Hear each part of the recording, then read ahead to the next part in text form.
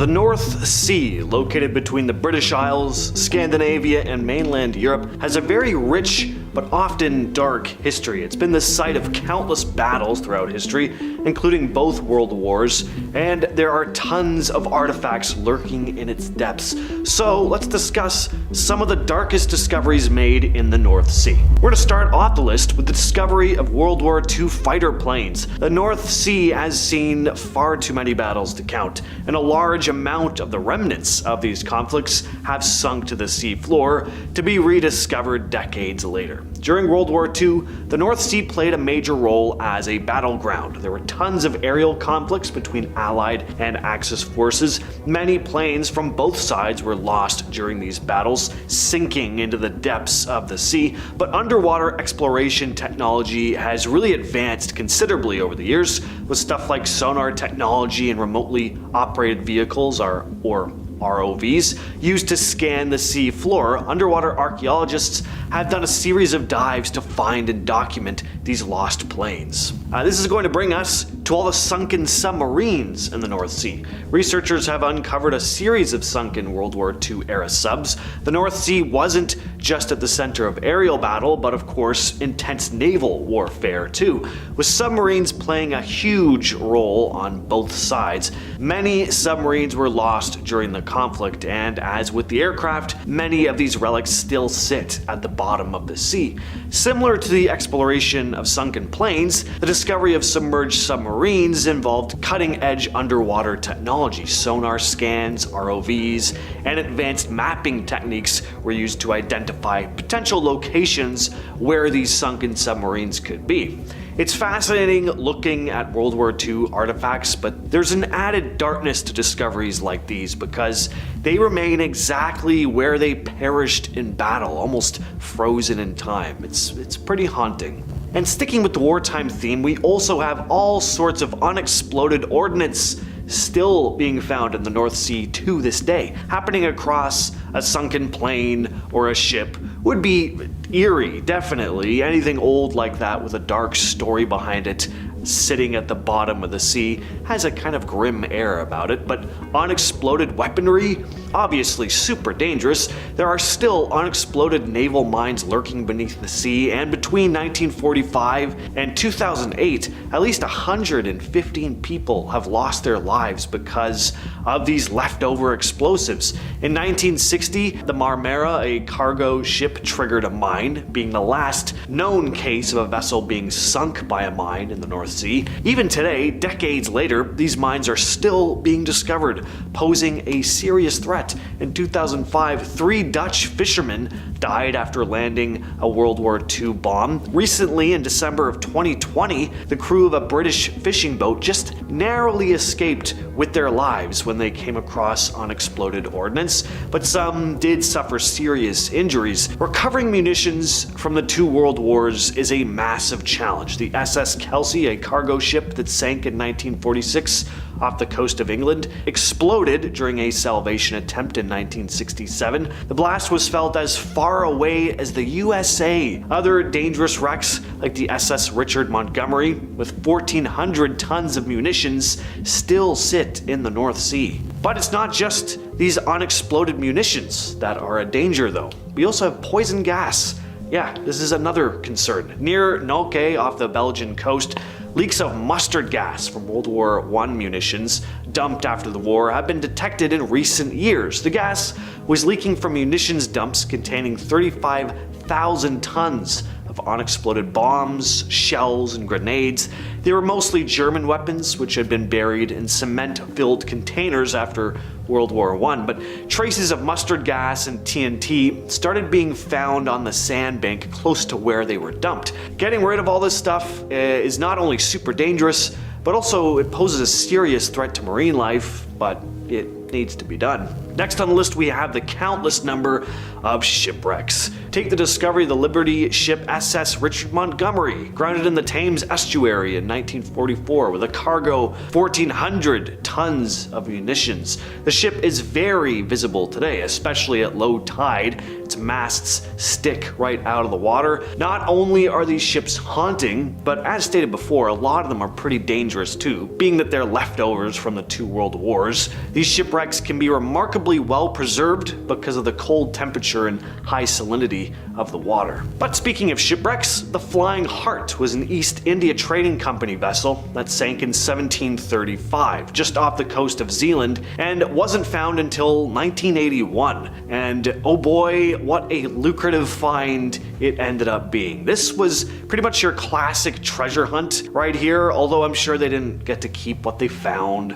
Anyway, I'll explain. Back in the 18th century, the Flying Heart was sailing with a load of riches. It had just left the Remicades, heading for the East Indies, when everything went wrong. A powerful northeast gale, a treacherous spring tide, and a mistake by the pilot all played into it, but the ship ended up on a sandbank just behind its sister ship, the Anna Katharina. The storm was relentless, causing the Anna Katharina to break apart. Meanwhile, the Flying Heart fired its cannons to signal for trouble, but it slipped off the sandbank and ended up sinking into the water. Everyone on board lost their lives. The ship had been carrying gold and silver, and in 1981, divers came across the wreck. They couldn't believe their luck when they saw the piles of treasure lying on the ocean floor, just chests full of Mexican silver and Dutch gold coins. This one is less of a dark discovery and more of an awesome one, but if they had to give back all that gold, that would have been a pretty sad day. Next on the list we have one of the many creatures that call the North Sea home, the conger eel, which also happens to be the largest species of eel in the world by weight, reaching up to 159 pounds or more. But they get pretty large too, reaching lengths of up to 9 feet. There's some pretty cool videos of these things taken by divers, like this one here, where a diver starts feeding one fish. Just look at how it sucks the fish into its mouth like a vacuum. Or this video here of one swimming through the shallow waters of a beach. It looks like a sea serpent. One of the most striking features of the conger eel is its set of sharp, backward curving teeth. These teeth, combined with its strong, muscular, serpentine body, make it a very formidable predator. They prey on fish, crustaceans, and even smaller eels. They're also nocturnal creatures, venturing out under the cover of darkness to hunt, and during the day they often find shelter in crevices and rocky formations on the seafloor. Ever wished that a place like Atlantis really did exist? Well, this place is kinda close. Next up, we're talking about Doggerland. Doggerland is a submerged landscape beneath the North Sea, once connecting what is now Great Britain to mainland Europe. So thousands of years ago, during the last ice age, when global sea levels were considerably lower, this vast stretch of land provided a land bridge for early humans and animals to traverse between the British Isles and the European continent. As the glaciers began to recede around 10,000 years ago, the rising sea levels caused Doggerland to gradually disappear beneath the water. The area would have been full of rivers and lakes and marshes and plains, teeming with diverse flora and fauna, but this submerged landscape remained hidden for centuries until advances in technology, like we talked about before, then allowed scientists to uncover the remnants of this ancient landmass. Researchers have found evidence of ancient forests, like preserved tree stumps and plant material, and the remains of extinct animals like mammoths and aurochs who would have roamed the area. Next up is the Atlantic wolffish. Just look at this thing. A lot of fish can be pretty ugly, but this thing looks downright mean. It doesn't help that they can reach up to 5 feet in length and have canine-like fangs sticking out of their mouths. Really adds to their overall grumpy looking expression, permanently plastered on their faces. Their teeth are made for crushing the shells of crustaceans, mollusks, and other hard-shelled prey. Their bodies are usually brown or grayish blue, helping them blend in with the rocky seafloor where they often reside. One interesting thing about these fish is how they reproduce. Instead of laying eggs like most fish do, the females actually retain their eggs and the young develop inside them until they're ready to hatch. Once the eggs do hatch, the female gives birth to live, fully formed, horrific looking fish. Finally though, we have the North Sea anomaly. The Baltic Sea anomaly is a very mysterious object located at the bottom of the Baltic Sea, discovered in 2011 by a Swedish treasure hunting team known as Ocean X. But what exactly is this thing? A lot of the scientific community has chalked it up to being naturally formed, but there are plenty of conspiracy theories surrounding it. It kind of resembles a disk or a circular object with an unusual kind of structure. It looks like it could have been constructed artificially, either by humans as part of some military project or unknown ancient civilization, or of course some say extraterrestrials. The Ocean X team initially described the Baltic Sea anomaly as a round object with strange features. There are also rumors that they claimed to experience electrical interference when their equipment approached it. But again, those are only rumors. A lot of scientists and researchers say this could be just a glacial or geological formation. So yeah, I guess not quite in the North Sea, Baltic Sea, but close enough. And it's an interesting find. Okay, I'm gonna keep it real, you guys. I've been around long enough, so we're friends now, and I know I'm not fooling anyone. So yeah, right now there is no significant threat of asteroids destroying the planet, black holes swallowing Earth, or solar flares engulfing us in flames. But I think it's safe to say that it's human nature to fear the unknown. So let's check out a few unknowns that even making sense of doesn't lend much clarity to.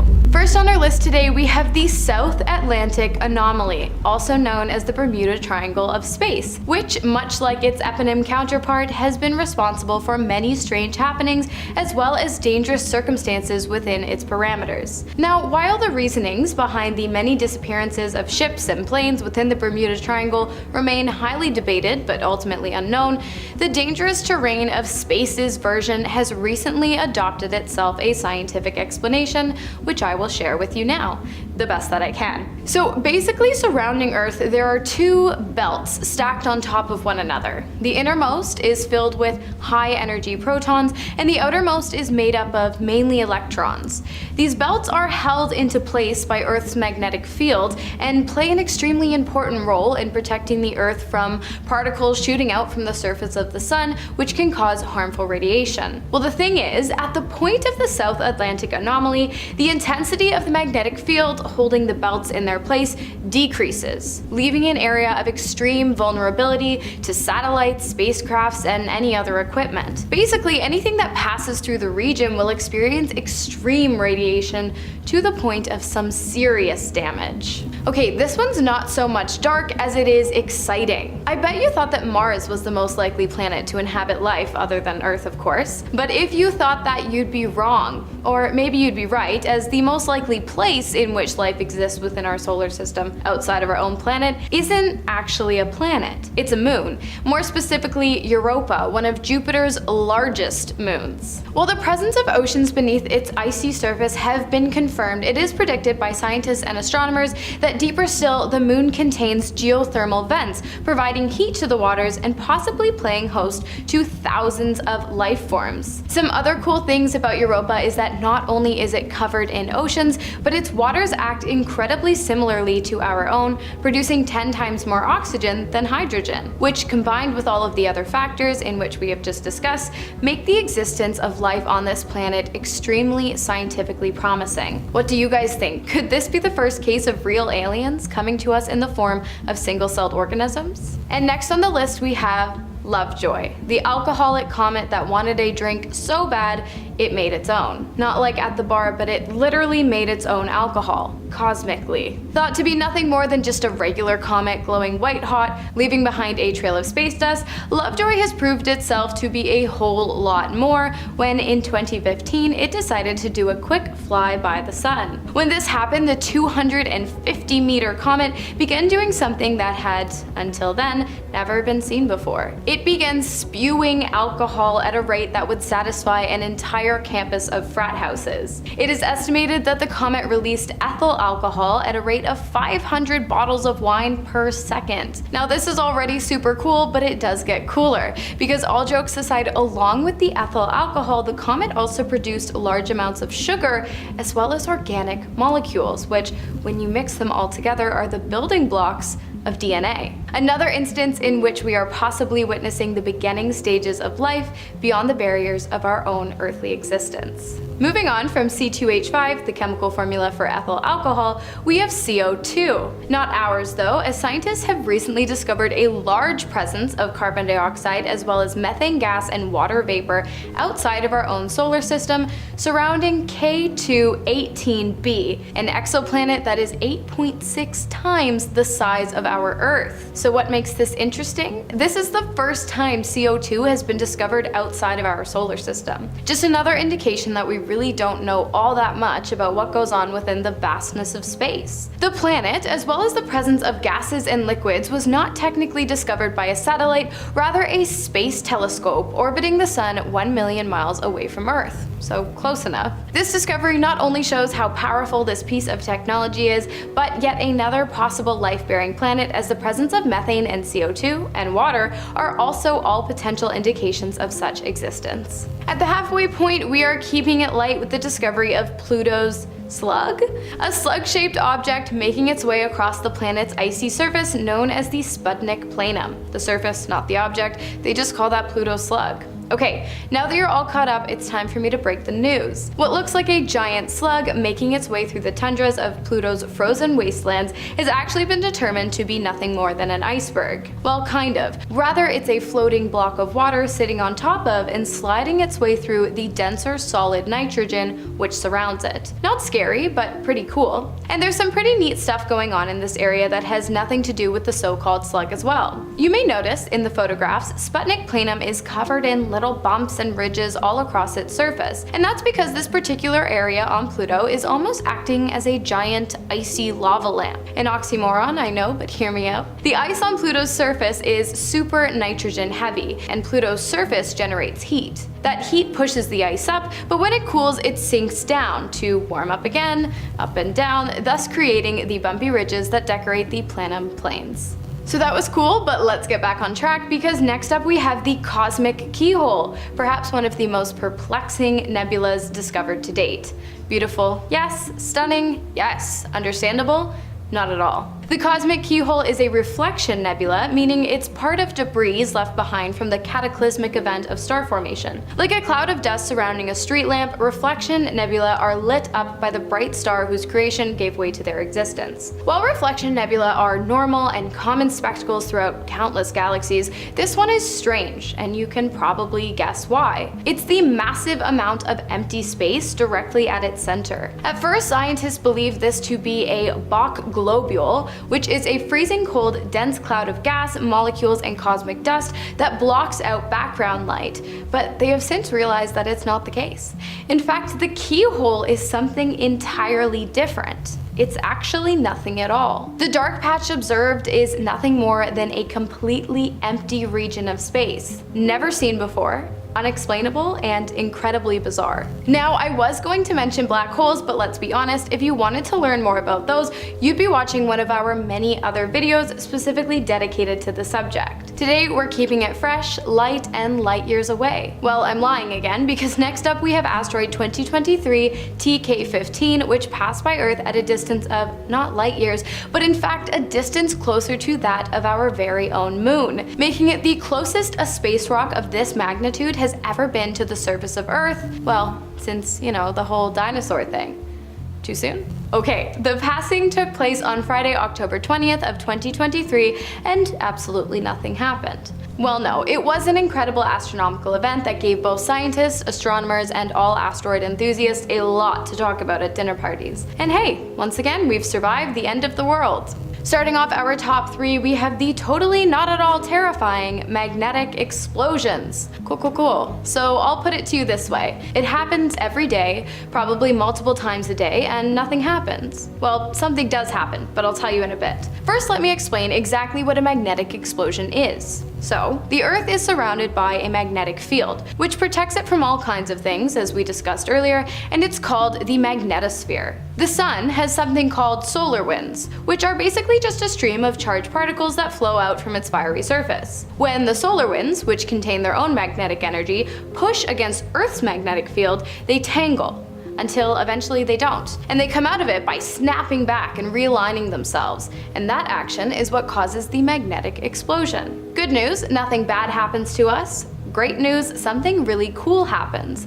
While the explosion is not visible to the naked eye, its effects are, as when the explosion happens, they tend to send tiny particles into our atmosphere, which manifest as none other than the auroras, of which there are actually at least 27, and the most popular is Aurora Borealis, commonly known as the Northern Lights. Next up we have the Traveler. Not an alien, again that's another video, but it is out of this world. And not just out of this world, but out of this solar system. And before it too. The foreign object was discovered on October 19th in 2007 and obviously was something no one had ever seen before. It was originally believed to be a comet, but that was incorrect, as it did not exhibit any behavior that would classify it as such. It was determined to be a space rock that had found its origins in a solar system completely separate from our own, and that had been roaming the cosmos for long before our own system's creation too. Not much else is known about the object, other than it's currently in our solar system,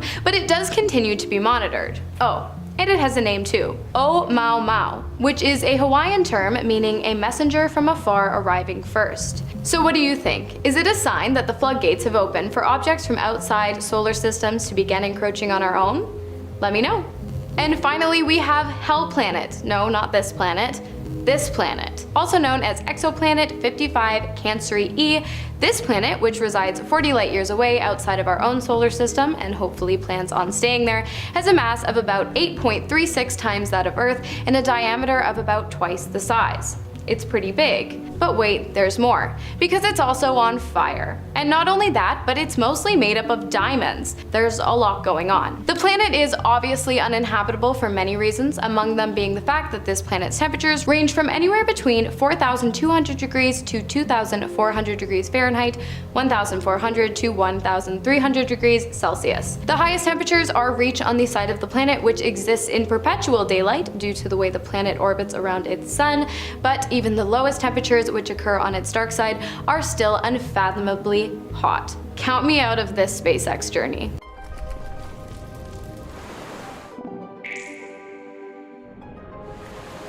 Home to one of the best views of the Northern Lights, beautiful landscapes, and so much more, it is a place of discovery. So let's take a look at a few. First up, we have the giant squid, found within the waters around Iceland and the largest of the squid species. The biggest giant squid ever recorded grew to be 43 feet long and weighed around 606 pounds, giving it the title of the largest invertebrate on Earth. Not only that, but this particular squid also has the largest eyeballs of all the animals on Earth, with some even growing to be as big as beach balls, and these giant eyes allow the animal to find its way in the dark depths of the ocean. The giant squid generally eats deep water fish as well as other squids by wrapping them up in its tentacles and tearing into them with its giant beak. Good thing this animal likes to spend most of its time at a depth of about 1,000 to 2,000 feet. Next up we have the Hurin-Fossar lava field, home to the basaltic lava waterfall, and again guys, I'm so sorry about the pronunciations here. What looks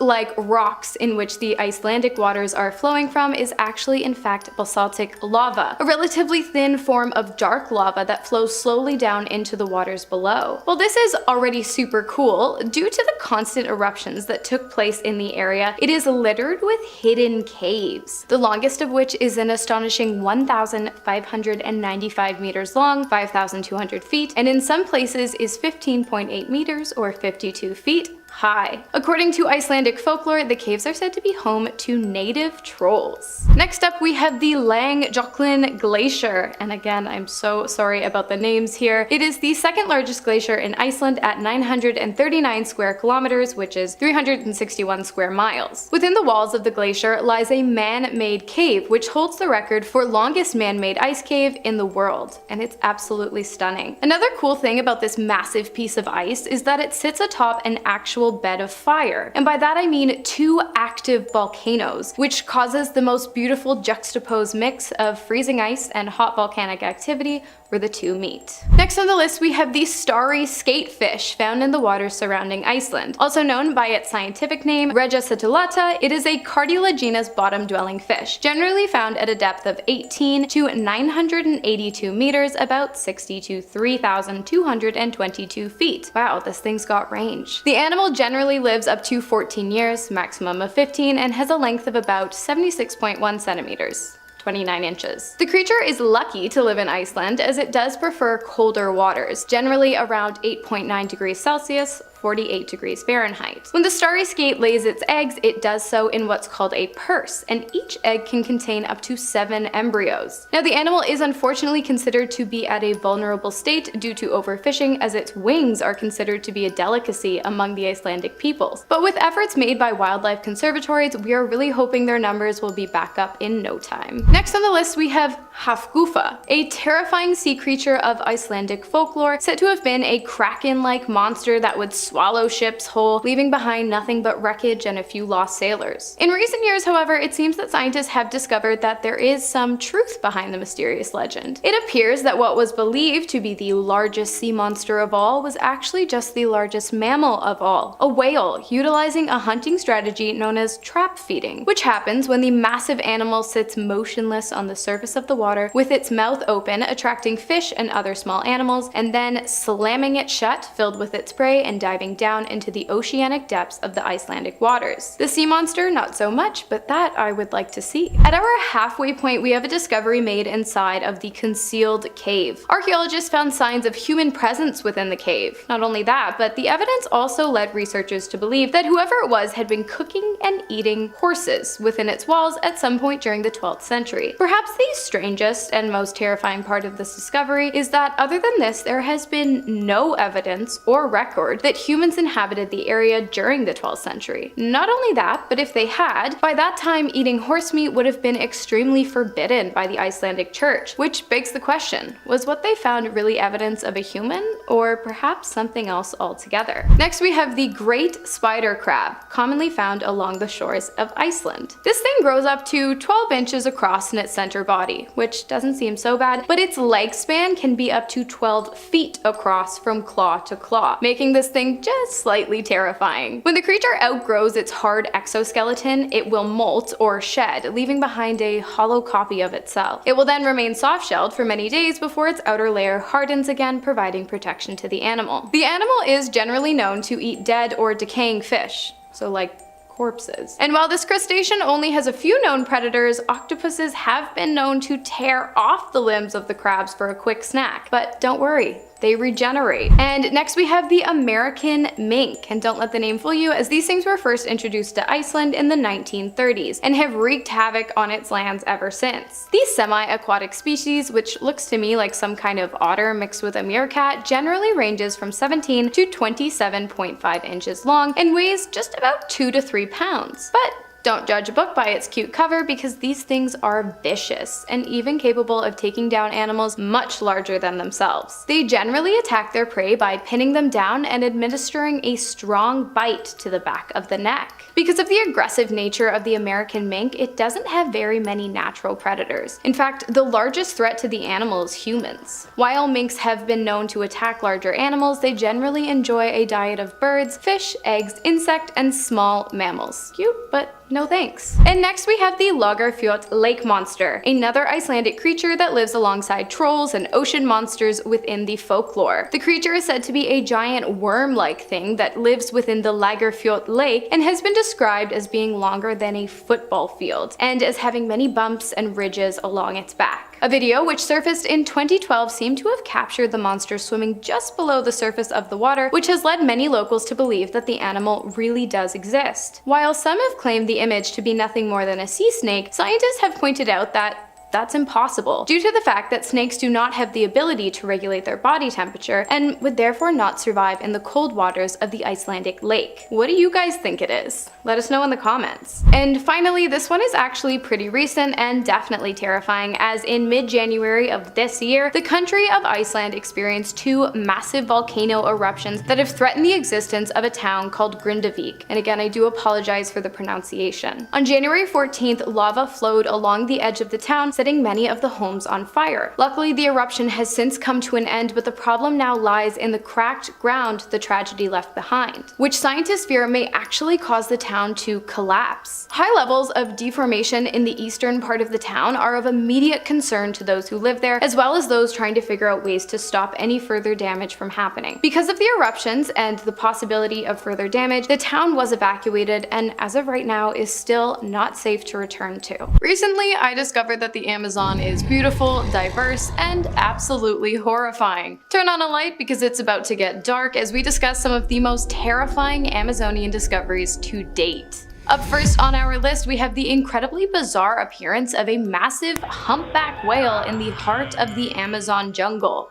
No, I'm not kidding. A humpback whale was legitimately found washed up on land 50 feet away from the nearest ocean. And how it got there? Honestly, no one really knows. In 2019, the 36-foot, 10-ton animal was discovered far from its natural habitat in the undergrowth of the jungle. It was located after scientists were alerted of a large gathering of scavenger birds spotted in the jungle. There are a couple theories as to how or why the whale ended up where it did, none of which really do it for me, but I'll share them with you so you don't feel left out. The first theory is that the 10-ton whale was thrown out of the water and into the woods by rough seas after floating too close to the shores of Arona Beach, which is strange because whales are not usually found along the north coast of Brazil during February when the specimen was found. Not only that, but you're really telling me rough tides threw a 10-ton whale 50 feet into the jungle? Yeah, I'm just not buying it. Another theory is that some kind of mysterious alien force dropped the poor guy there, which honestly might actually make more sense at this point. But as always, when I can't figure something out, I'd love to know what you guys think. Next on the list, we have the boiling river of the Amazon, the perfect spa date location for someone you really don't like. The river's name is Shanai Timpishka, and it is said to be the home of an ancient Amazonian water spirit. Located in the heart of the central Peruvian Amazon, the river flows at a temperature of up to 200 degrees Fahrenheit, 93 degrees Celsius, for just shy of 4 miles. The waters range from quite shallow all the way to 16 feet deep, and the widest point of the lake is 80 feet across. The river's heat comes from thermal vents, and while hot springs are not unheard of in this world, the magnitude of Shanai makes it a record-breaking find. Something else has also set this river apart from others found in the past. Generally, thermal rivers are heated by volcanic activity underneath the earth below the waterways, but that is not the case for this hot giant, which is heated solely by the earth's geothermal energy that escapes through cracks in the floor of the riverbeds, warming up the waters. Good for swimming? Absolutely not, but you could always make a cup of tea. Next on the list, we have the Goliath bird eater, and heads up, it's a spider, and yes, it does eat birds. The Goliath is a massive tarantula. Its body measures in at about 5 inches, and it has a leg span of up to 11, which makes this thing certified nightmare fuel. The animal is obviously a carnivore, consuming not only birds, but mice, lizards, and frogs as well. It hunts by pouncing on its prey and then piercing it with inch-long fangs, which act as hypodermic needles, pumping neurotoxins into the bodies of its victims. The spider then drags its dinner back to its burrow, where it liquefies the animal's insides before sucking it dry. So now that we know how it catches its own prey, let's discuss how it avoids becoming someone else's. The Goliath has pretty bad eyesight, but it does have highly sensitive leg hairs that can sense vibrations from all around. When the spider notices a predator is getting too close, it will rub its legs together, releasing the tiny harpoon-like hairs, which are tipped with stinging barbs, into the air, irritating predators' skin and eyes, strongly encouraging them to find a different meal. Also, they can lay between 50 and 150 eggs at a time, which is just awesome. Next on our list, we have the vampire wasp, a large-headed parasitic animal that grows to be just 0.2 shy of an inch, discovered in the Peruvian jungles of the Amazon. 2 things you should know about this animal. 1, the vampire wasp feeds by stinging its prey and then sucking out the blood and other internally bodily fluids of its victim. And 2, the females lay eggs by locating a suitable insect host, stabbing it with their ovipositor, which is basically a tube-like egg-laying organ, and then laying eggs under the host's skin. When the eggs hatch, the juvenile wasps remain under the skin of their host, feeding on its insides until they become fully grown. I love you guys, but I hated learning that. Next up, at our halfway point, we have an animal absolutely no less terrifying than the rest, going by the name of T-Rex leech. And it was discovered, drumroll please, inside someone's nose. Also known as the tyrant leech king, this animal can grow to be just under 2 inches. Of course, as a leech, it survives by sucking the blood from its prey.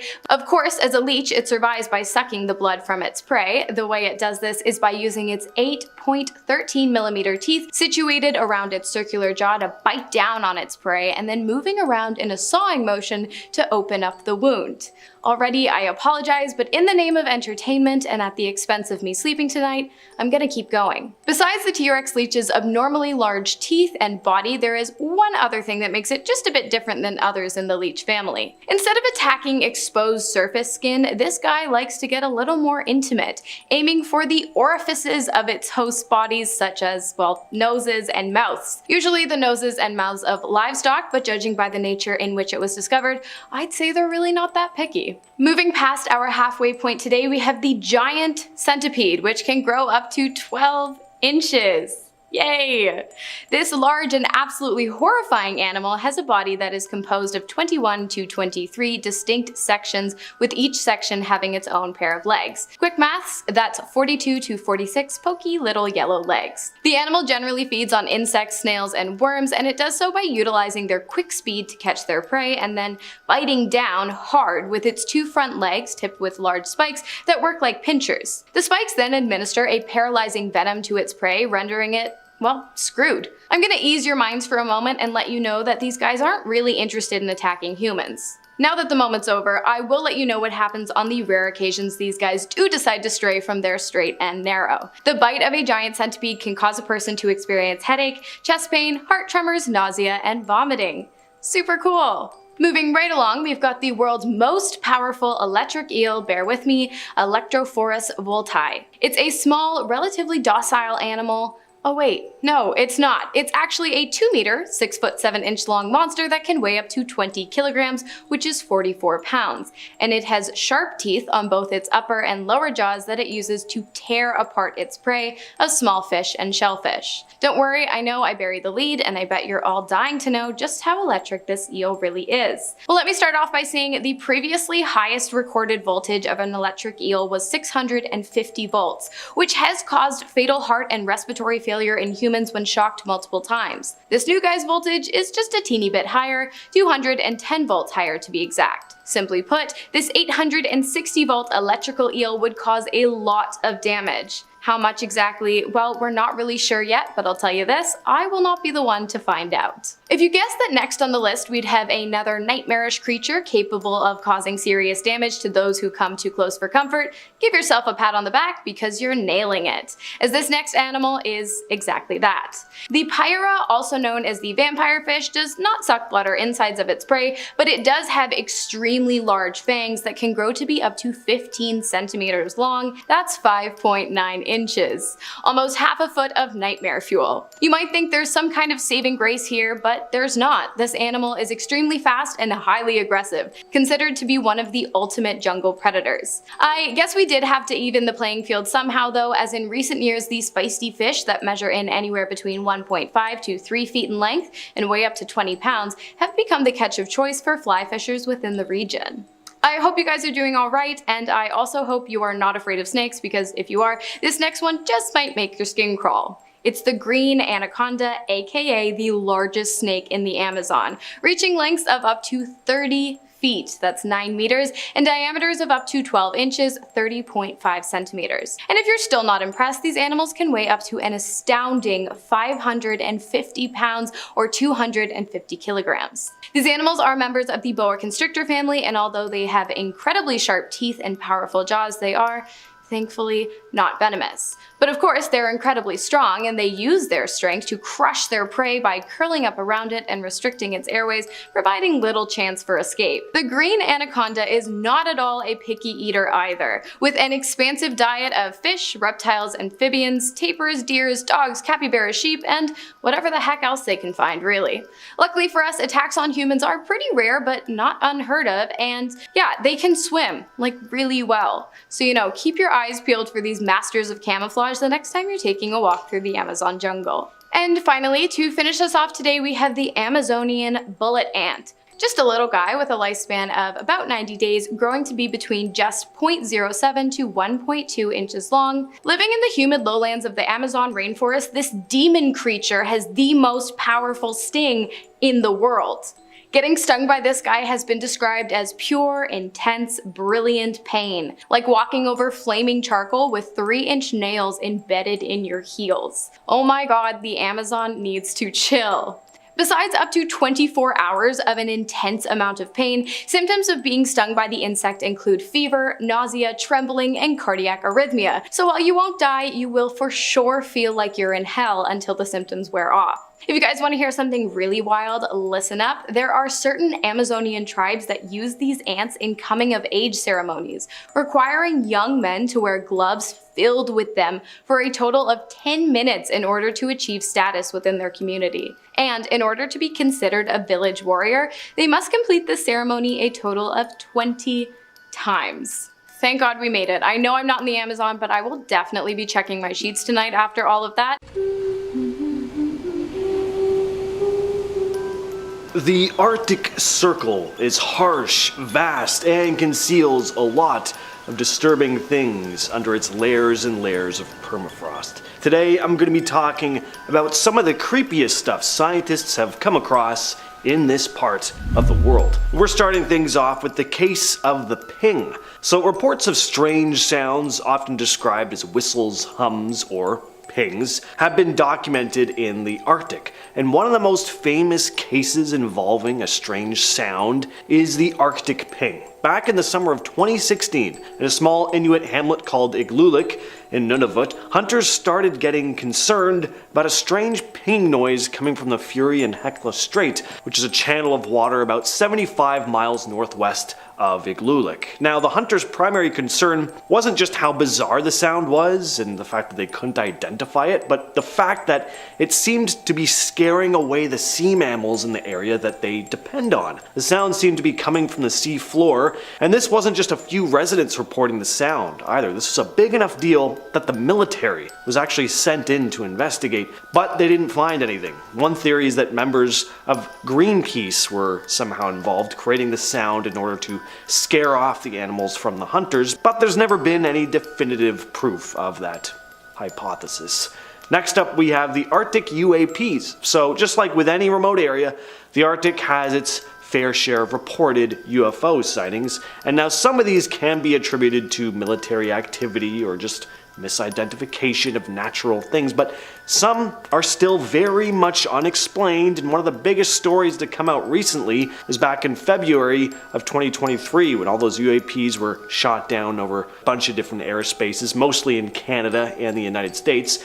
News Nation just recently followed up on this story, saying that there were various sources claiming that there was a previously undisclosed encounter, 8 or 9 other UAPs, and this was right over the Arctic Circle. This was on February 1st, just a few days before the main objects had been shot down. Fighter jets were sent up from NORAD to engage with the objects, but the UAPs flew off at high speed, and no, they still aren't sure what these things were, unless they're just hiding that info from the public. Either way, it's pretty eerie stuff. Next up on the list, we have a very alarming discovery of viruses. Scientists have come across viruses like the Mola virus, for example, in the permafrost of the Arctic Circle. Permafrost is permanently frozen soil, and as it thaws, it exposes ancient layers, some of which contain ancient viruses. Mola virus is a type of giant virus, and the fact that viruses can linger deep within the ice, lying dormant for thousands of years and then unleash themselves on the world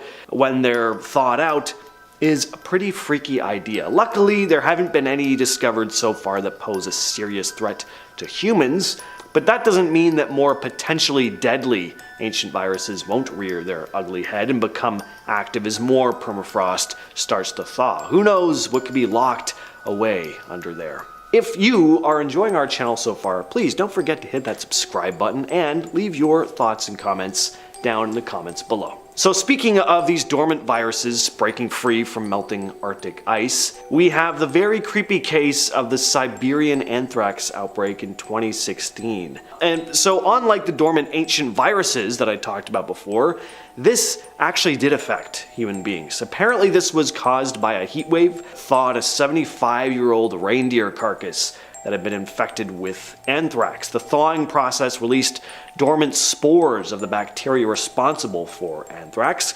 into the surrounding environment. The spores contaminated the soil and water sources nearby, and then local reindeer that were grazing on the contaminated land, of course, came into contact with these anthrax spores.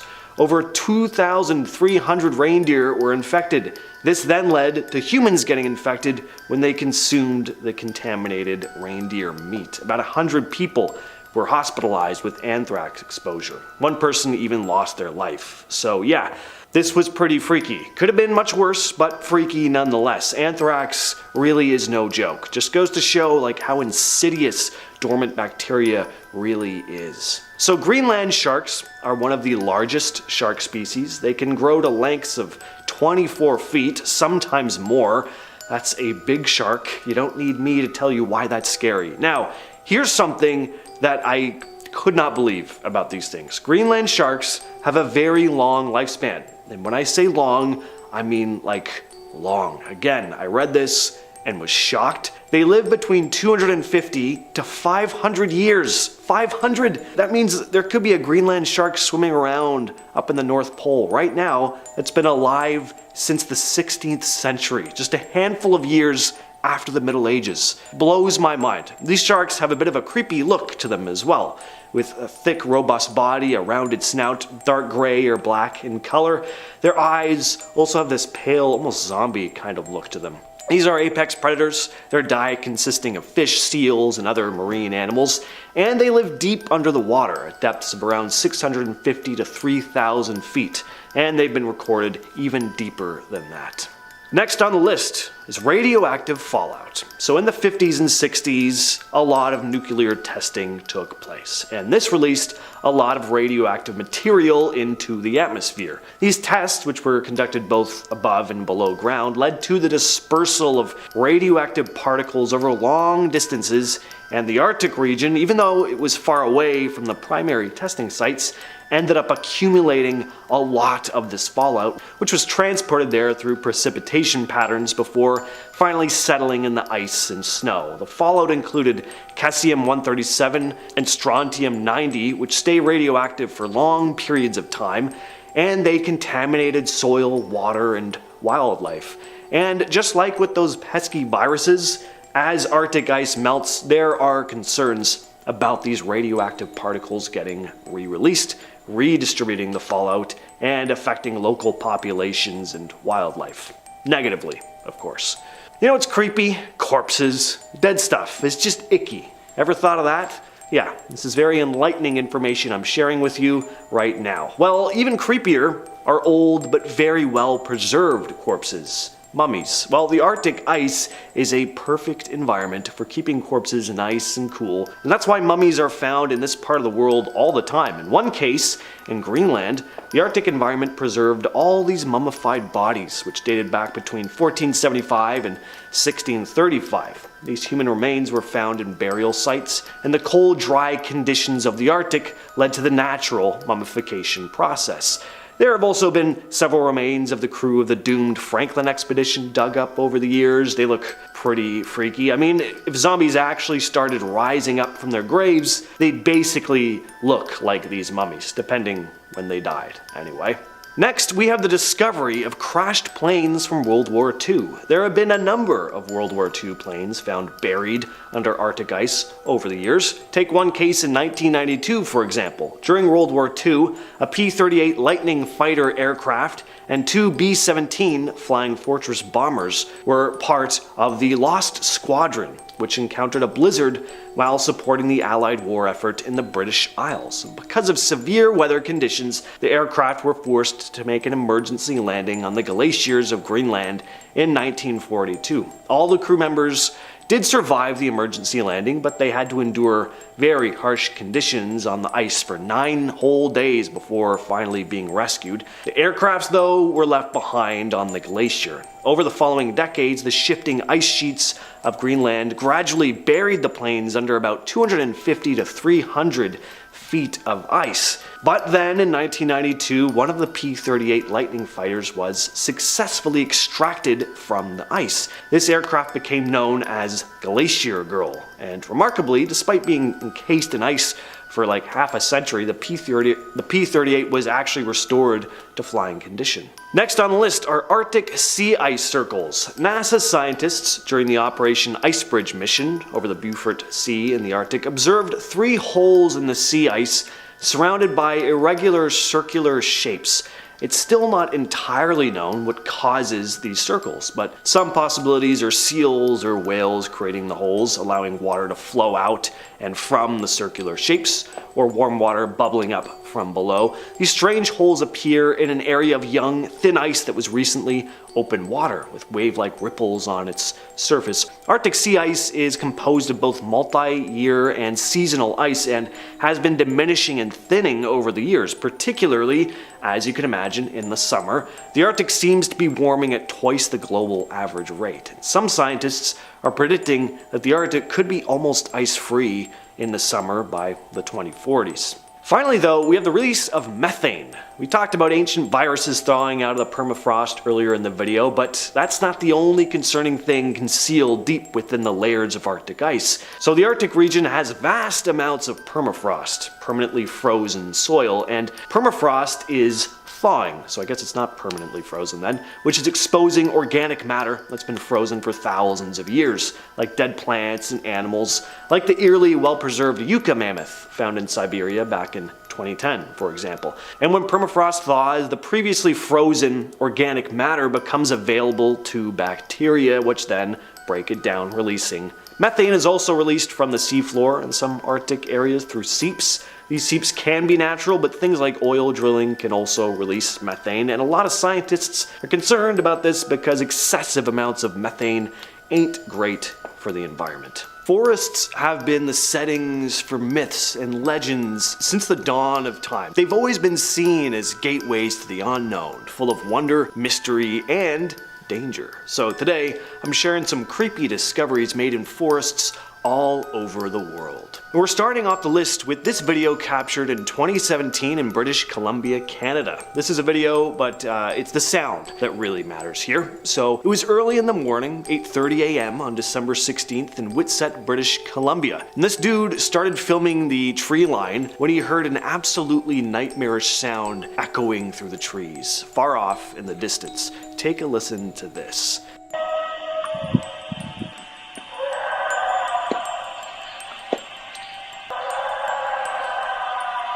How frightening is that? Now sure, there are a lot of animals in British Columbia. One commenter said this sounds like it could be a mountain lion call. Not sure about that myself. I've never spent time in British Columbia, to be fair, but I've watched videos of mountain lion vocalizations and this doesn't sound like that to me. But what do you guys think? To me this sounds like a banshee. Could also be an elk. Elk makes some pretty creepy noises.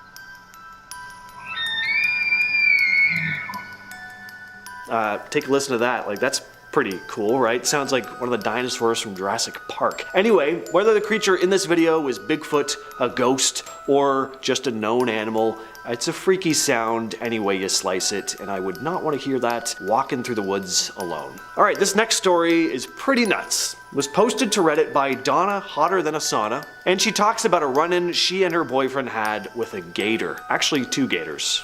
Anyway, goes like this. My boyfriend and I were walking through the woods on a nature trail when we came across a piece of alligator tail and foot that had been ripped and the rest of the body was gone. I freaked out. All I kept thinking was, I have no idea what's big enough to kill and eat an entire alligator, but I don't want to meet it. We cautiously kept walking, and a few hundred feet later saw a giant, probably 10 foot at least, alligator walking along the shoreline with a whole smaller dead alligator in its mouth. You know what's extra terrifying about that story? So they came across a huge alligator, right, that was hungry enough to eat one of its own kind. If they'd been on that walk just a little earlier, may have found them instead. Freaky stuff. Next up, we have the incredibly odd case of the Oakville Blobs. So the Oakville Blobs case was a very bizarre incident that happened in Oakville, Washington in 1994, and I cannot believe I've never heard of this case until today. Like, where have I been? What have I been doing with my life? So this is basically the real life version of the blob. These gelatinous like globs started falling from the sky, and the even scarier part is that they weren't just harmless goo. 1982, the blobs actually started making people sick. They experienced symptoms like nausea, dizziness, and respiratory issues. And when scientists looked at the blobs under a microscope, they found something even more strange. There were human white blood cells in them. Cells from our immune system were in these gooey raindrops. Like, what?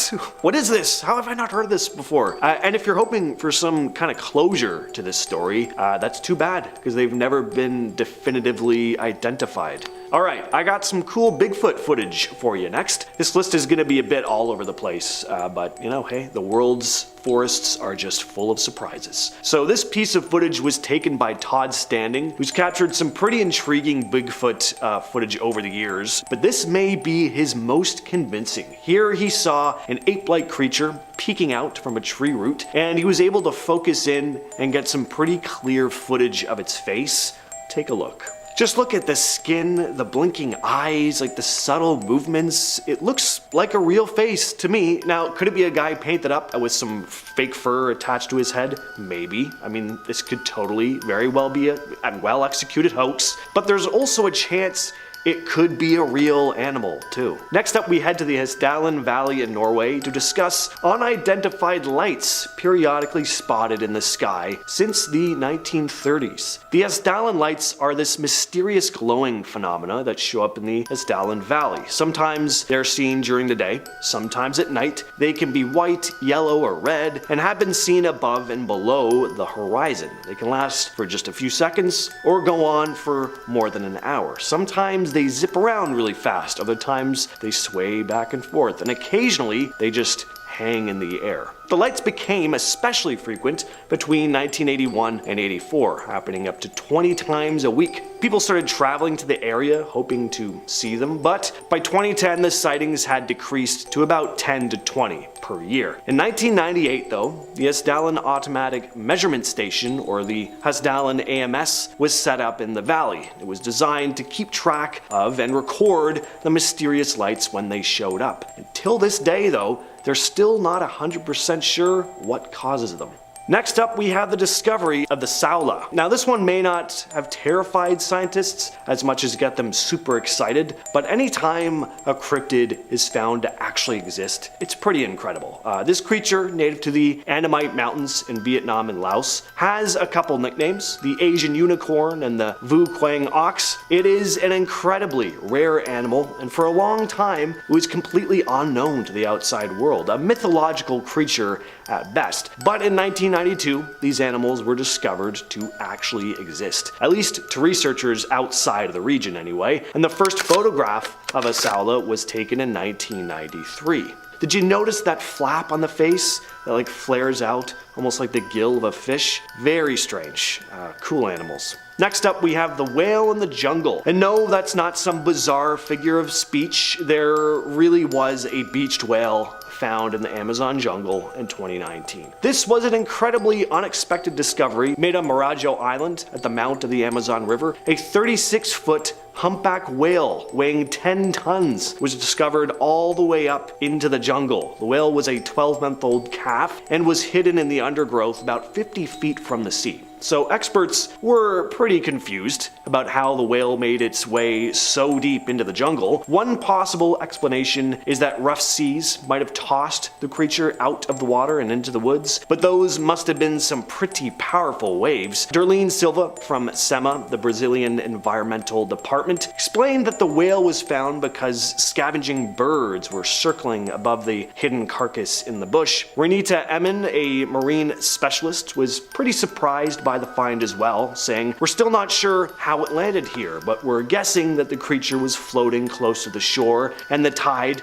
which has been pretty considerable over the past few days, picked it up and threw it inland into the mangrove." What's also strange about this though is that the humpback whales are usually found in the Bahia area from August to November, so how did one end up on the north coast of Brazil in February? Whales usually migrate to Antarctica after their time in Bahia, so it just makes this find even more strange. Let's talk about more creepy noises though, coming from the woods. Here's another. This video was posted to YouTube by Chris Simpkins, who heard this strange metallic sound coming from the woods near his home one night. Take a listen to this.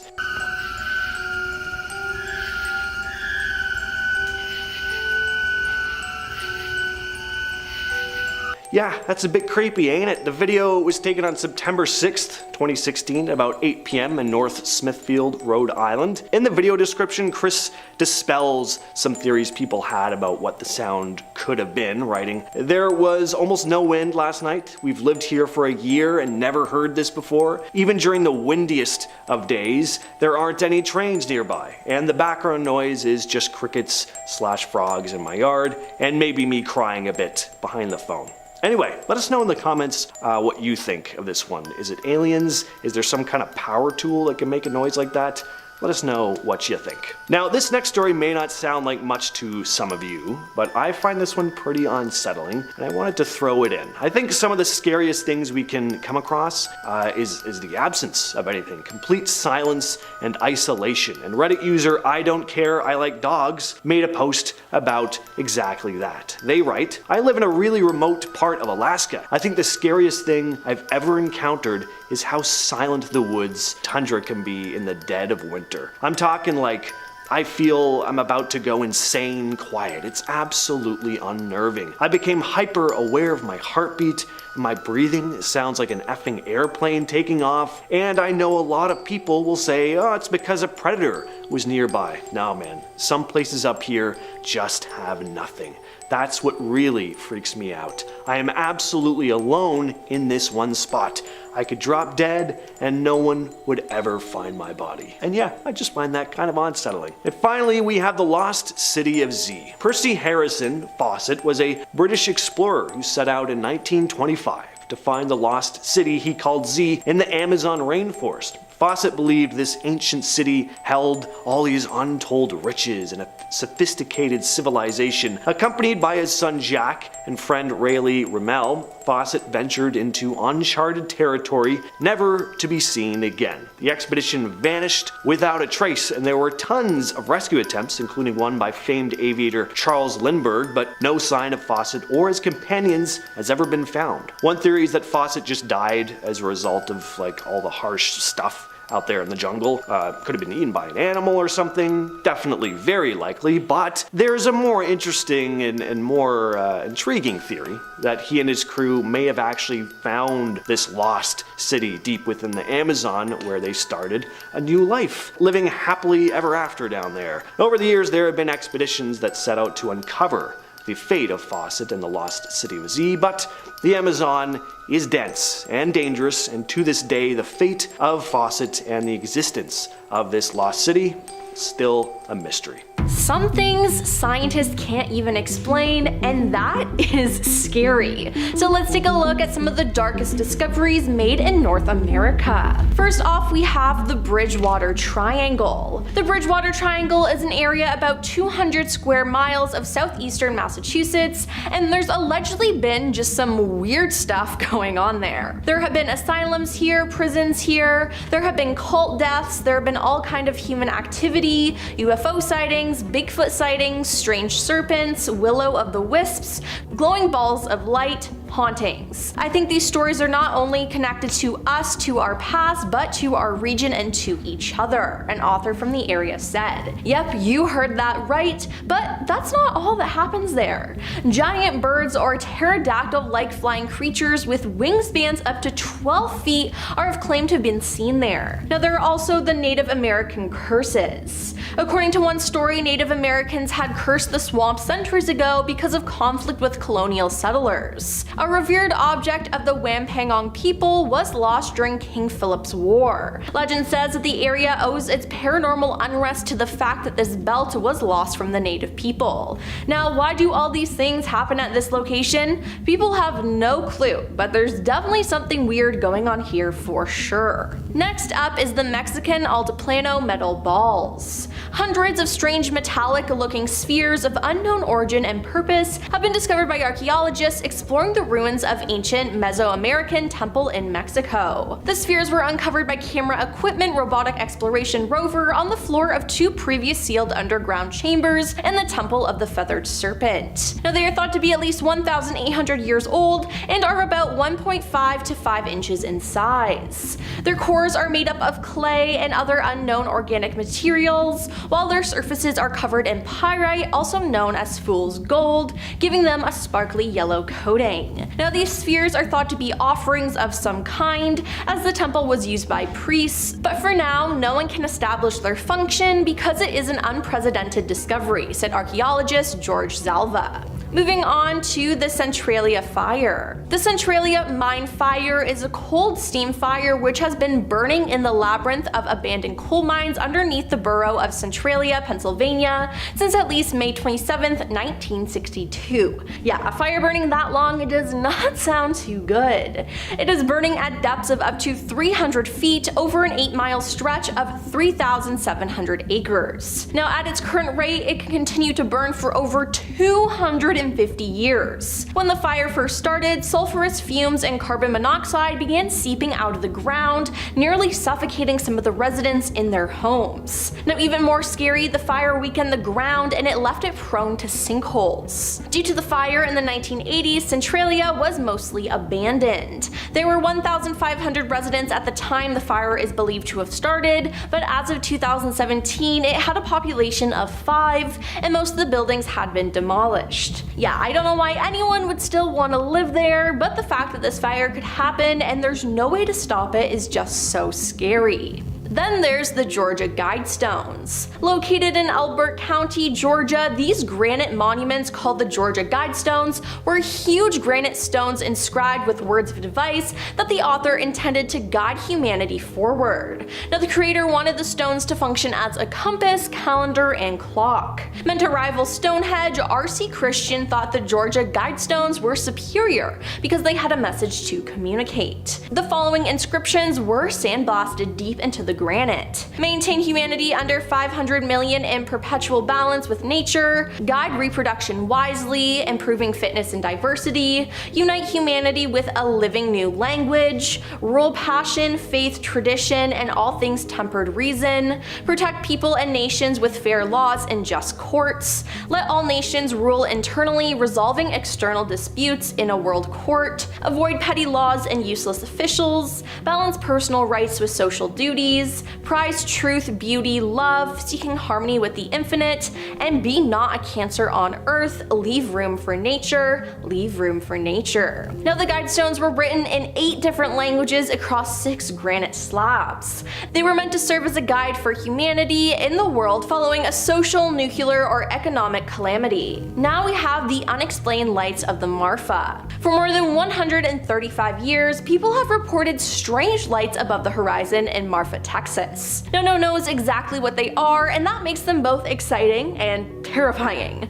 Now the first sighting was in 1883 when a young cowhand named Robert Reed Elson saw a mysterious dancing light as he was driving his cattle through the plain. Since then, pretty much everyone has reported seeing the pulsating, colorful balls of light along an uninhabitable stretch of prairie southeast of Marfa known as the Passano Pass. Now there's no way to predict when or where the lights will appear, but the glowing orbs generally form fewer than 30 times a year, usually just after the sun sets or rises. Now some say the lights are roughly the size of basketballs and dart widely across the desert or hover as they pulsate. Others say the spheres appear colored as they twinkle in the distance. Sometimes they're red, other times they're blue, yellow, or white. Often a second orb will appear to split, merge, float, or melt into the first, and I just need to know, what are these things?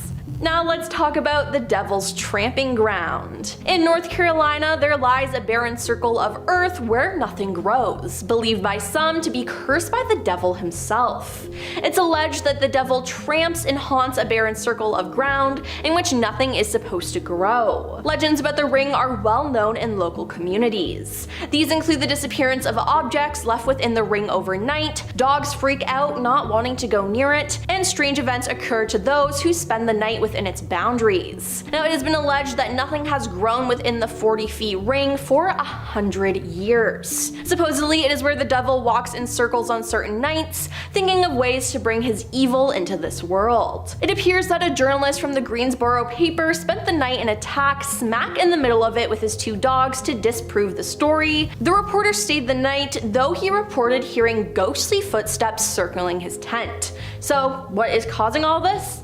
The devil. Duh.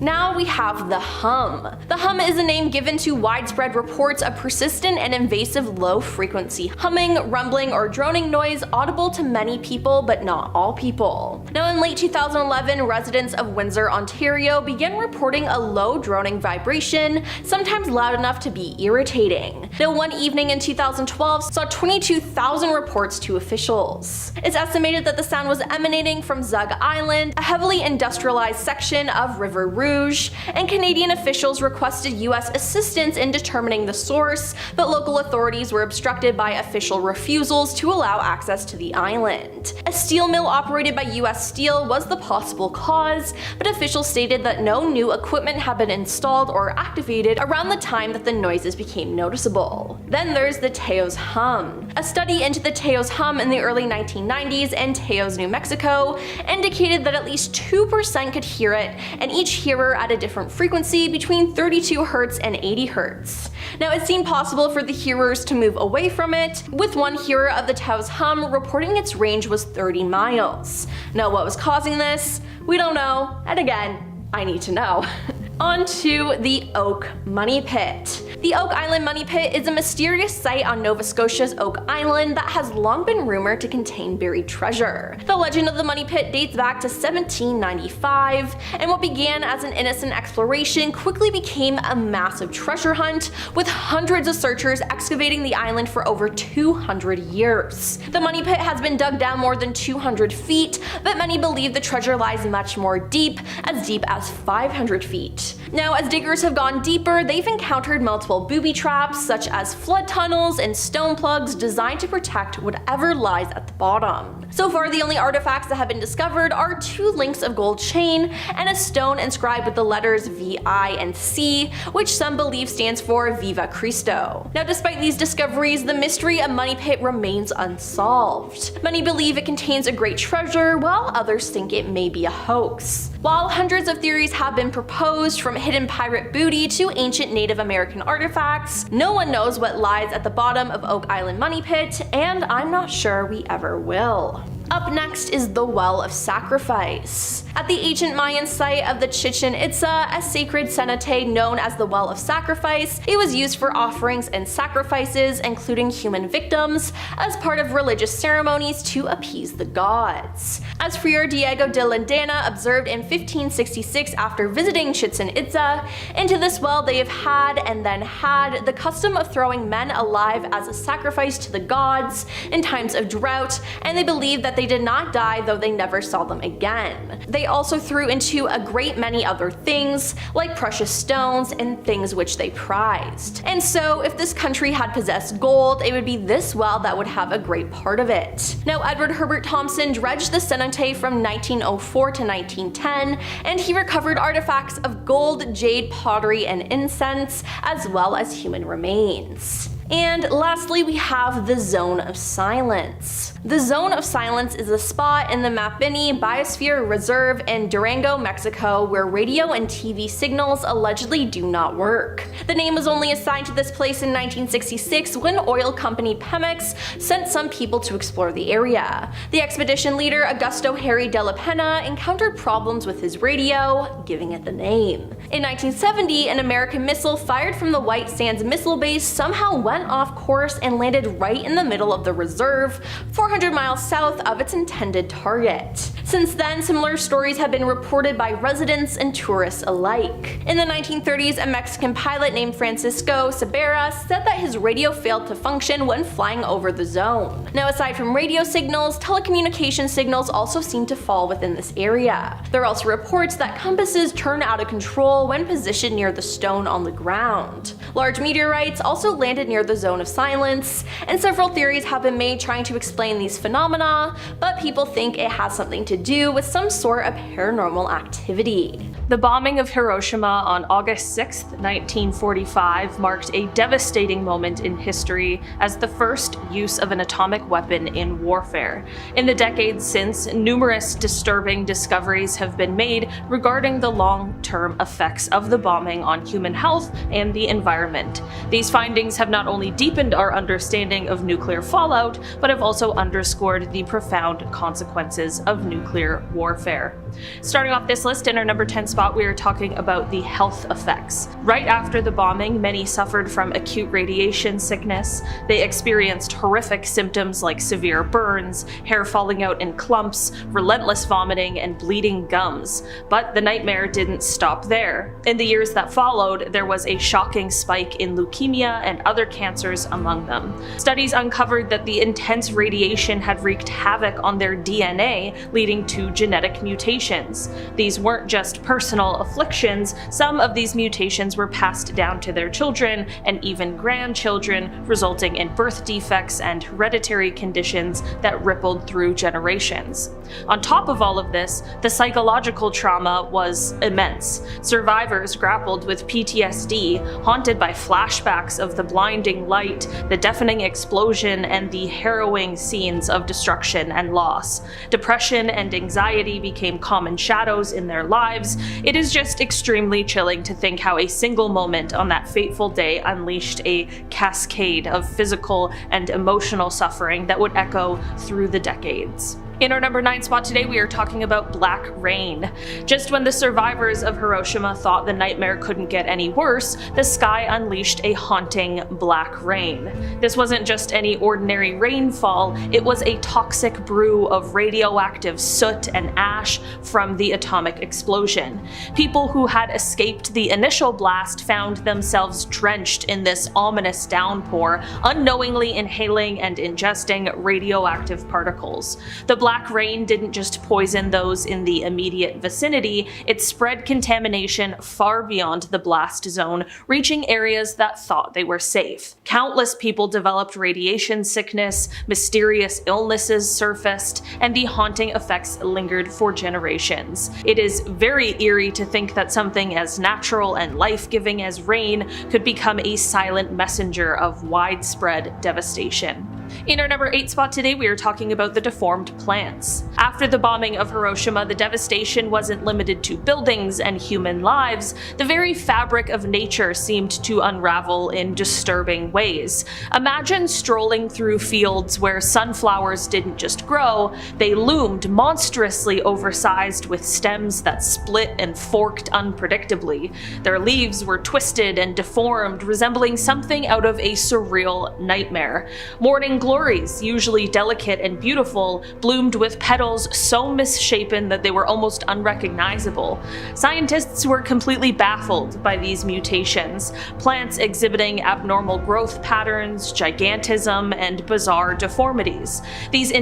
The intense radiation had infiltrated the soil, scrambling the DNA of flora and leading to these unsettling changes. It was as if nature itself was protesting, displaying the invisible scars of nuclear fallout in an extremely haunting way. In our number 7 spot today, we are talking about the mutated animals. One of the most unsettling discoveries in Hiroshima after the bombing was the bizarre mutations seen in the local wildlife. Picture rabbits born without ears, birds with twisted beaks or missing feet, and butterflies sporting oddly shaped wings or unusual color patterns. Many insects, birds, and small mammals exhibited physical abnormalities like malformed limbs and albinism. The radiation definitely didn't discriminate, it seeped into every corner of the environment, altering the DNA of creatures great and small. Even their reproductive systems were affected, leading to dwindling animal populations as they struggled to produce healthy offspring. It's chilling to think about how the silent forests and fields around Hiroshima became a living laboratory of genetic mutations, all stemming from that single devastating blast. Who would have thought that the ripple effects of human conflict could reach so deeply into the natural world? In our number 6 spot today, we are talking about the radioactive isotopes. One of the most disturbing aftershocks of the bombing was how radioactive isotopes like cesium-137 and strontium-90 stealthily crept into the food chain. Plants absorbed these radioactive particles from the contaminated soil, turning everyday crops into dangerous carriers of radiation. Herbivores, like cows and rabbits, ate these plants, unknowingly accumulating toxins in their bodies. Predators, and even humans, then consumed these animals, further concentrating the radiation. Imagine families sitting down to what they thought was a wholesome meal, not realizing each bite was a dose of invisible poison. The bioaccumulation led to long-term ecological chaos and serious health issues, including cancers and genetic mutations, affecting not just one generation, but many to come. It's very chilling to think that the very food meant to nourish communities became a threat, weaving radiation into the fabric of life itself. In our number 5 spot today, we have the loss of biodiversity. One of the most haunting aftermaths of the bombing was the eerie disappearance of entire species from the area. Sensitive animals and plants that couldn't withstand the radiation and environmental upheaval simply vanished. Imagine wandering through what was once a vibrant ecosystem only to find it eerily silent. No chirping birds, no rustling insects, just a void where life used to thrive. Predators lost their prey, plants lost their pollinators, and the intricate web of life began to unravel. The radiation didn't just harm individual creatures, it disrupted the harmony of nature itself. It's chilling to consider how one single event could erase so much natural diversity in the blink of an eye. What wonders and secrets of the natural world were lost forever in that instant? In our number 4 spot today, we are talking about the glass and metal fusion. One of the most surreal discoveries in Hiroshima was how the extreme heat from the blast melted glass and metal objects, fusing them into twisted, otherworldly shapes. Imagine a ceramic bottle warped and melded into a metal fence, or window panes liquefied and draped over charred remnants of furniture. The temperatures soared so high, over 3,000 degrees Celsius, near the epicenter, that solid materials behaved like molten lava. These fused artifacts weren't just random debris, they became haunting symbols of the sheer destructive power unleashed that day. Scientists have studied these distorted objects to understand the incredible temperatures reached during the explosion and how such intense heat affected everything in its path. It is very eerie to think that everyday items like coins, bottles, and even bicycles were instantaneously transformed into grotesque sculptures of devastation. In our number 3 spot today, we are talking about the shadows. Perhaps the most haunting remnants left behind were the eerie nuclear shadows etched onto surfaces throughout the city. When the bomb detonated, the intense flash of heat and light bleached everything it touched, except where objects or people blocked the rays. This resulted in ghostly outlines of humans and objects permanently imprinted on walls, steps, and sidewalks. Imagine seeing the silhouette of a person sitting on a staircase, their form forever captured in a moment of daily life turned tragic. These shadows are stark reminders of the individuals who were vaporized in an instant, leaving only their imprints behind. They provide a very visceral connection to the exact moment of the blast, showcasing the devastating immediacy of the explosion's impact. It is both fascinating and deeply unsettling to stand before these imprints, knowing that they mark the final moments of lives abruptly ended. In our number 2 spot today, we have the unidentified victims. During the massive reconstruction of Hiroshima, workers often stumbled upon human remains hidden beneath layers of rubble and ash. Many of these remains were unidentifiable, their identities erased by the intense heat and destruction. Imagine uncovering a skeleton clutching a melted trinket, or fragments of bones mingled with debris, each one silently testifying to a life once lived. These discoveries were haunting, but also deeply significant. For some families, they provided a semblance of closure after years of uncertainty about the fate of their loved ones. From a historical perspective, these findings enriched our understanding of the tragedy's human toll. Perhaps even more heart-wrenching were the personal belongings found alongside the remains, intimate glimpses into the lives frozen in time. Watches stopped precisely at 8:15 a.m., the exact moment the bomb detonated, their hands forever marking the instant where where everything changed. Scorched clothing fragments like a shoe or a tattered school uniform told stories of innocence lost. Other items, a pair of glasses twisted by heat, a lunchbox charred yet still holding a meal prepared that morning, became poignant symbols of everyday routines abruptly shattered. These artifacts transformed into powerful reminders of the individual lives behind the staggering statistics. It is fascinating and deeply moving to hold these objects, realizing that they were once a part of someone's daily life, now serving as silent witness to a moment of unimaginable horror. Thank you. Oh, there we go. Did you just come up from center Earth? It was hot down there. Yeah, I can imagine. Did you discover anything? I'm about to share some of it with Sounds you right good. now. All right, and guys. you guys. Stay tuned. No? All right, we're starting things off with a very recent and unsettling piece of news, that being that the Earth's core could be leaking. So by studying ancient lava, scientists have uncovered a potential leak from Earth's core. This research was published last year in scientific journal Nature. What they found in this ancient lava was a large amount of helium-3, which is usually only found deep inside the Earth, like in the core. So what this means, potentially, is that stuff from Earth's core might be leaking out.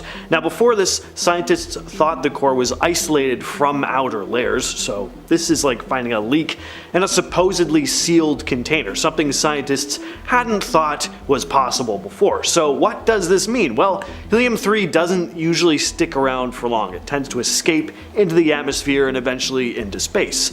Finding it on the surface suggests it originated from deep within the Earth. Again, like from the core. Forrest Horton, a geochemist involved in the study, explained that this study, quote, raises more questions than it answers. So there is a lot of work to do. Up next, we have the discovery of a large metal ball located in Earth's core, meaning that we now know that Earth is not simply made of just a crust, a mantle, and a liquid outer and solid inner core. No. In fact, two scientists in Australia made a recent discovery that has led them to believe that smack dab in the middle of our planet is a gigantic, solid, metallic ball that sits inside of the solid inner core. This thing is huge. I'm talking 400 miles thick. Huge. The new discovery has been referred to as Earth's innermost inner core. Makes sense, straight to the point. It's fitting. As I said, it sits inside the solid inner core we've all come to know and love since its discovery in 1936. The innermost core was found using seismic waves that reverberate through the entirety of the planet, which is like crazy advanced technology. Through these advancements, scientists noticed a difference in the way atoms are packed in the inner and innermost core. Both are assumed to be made of an iron-nickel alloy with small amounts of lighter chemical elements, but the differences between the two layers of the inner core, which give Earth its magnetic field and protect us from harmful radiation, is baffling. And it also goes to show that we truly know nothing about what we think we know about this planet so far. Now let's talk about the deepest drilled hole in the world, the Kola Super Deep Borehole. So this was a drilling project carried out by the Soviet Union where scientists attempted to drill as far into the Earth as they possibly could. Now, why did they do this? Well, they claimed they were doing it for science, but I think it was really just that the Soviets wanted to be the first ones to possibly reach the Earth's core. It was a competitive time. The drilling started on May 24th, 1970 and lasted for 19 years. Now, was it a success? Well, this borehole goes way down, like ridiculously deep. Again, it's the deepest hole that humans have ever dug into the Earth's surface. At its deepest point, it reached a mind-boggling depth of about 7.5 miles, or about 12 kilometers. Just to get a sense of how deep that really is, observe this image here. I was going to call it a graph. I don't think it's quite a graph, but it's, as you can see, deeper than Mount Everest is tall, larger than the asteroid that took out the dinosaurs, and deeper than the Mariana Trench. So what exactly did they find down there? Well, they discovered some pretty cool stuff. They found out more about the Earth's layers, like the crust and the mantle, but eventually they had to stop drilling because it got too hot and the equipment couldn't handle it anymore. It would have actually started to melt the equipment. Next up, we have the discovery of ancient planets hiding below Earth's crust. In the 1980s, a discovery was made. 2 continent-sized blobs made up of unusual materials were discovered deep within the Earth near its center. One is located beneath Africa and the other beneath the Pacific Ocean, and each one is twice the size of our moon. A much more recent study done in 2023 has revealed that the blobs, which were once thought to be anomalous, are actually the remnants of an ancient planet called Theia that violently collided with Earth billions of years ago, and this collision is believed to have been the same collision that created Earth's moon. Originally, it was believed that when Theia collided with the Earth, it simply bounced off, but the remains of Theia were never found in the asteroid belt or in meteorites. This study shows that Theia was actually absorbed into the young Earth, and that the reason for these blobs being made up of unusual materials is that they actually belong to a separate ancient planet, and that is pretty cool. Next, let's talk about the dark biosphere, more commonly referred to as the deep biosphere, but for the sake of dramatics, of course, I just had to start with the dark biosphere. So, this is a pretty fascinating aspect of our planet that most people don't really know much about, or think about even. When we think of life down below, it's usually underwater life that we're thinking about, but there's also this hidden world teeming with life deep below the ground. Beyond the soil and the rocks that we see, there's a whole other ecosystem thriving in the darkness.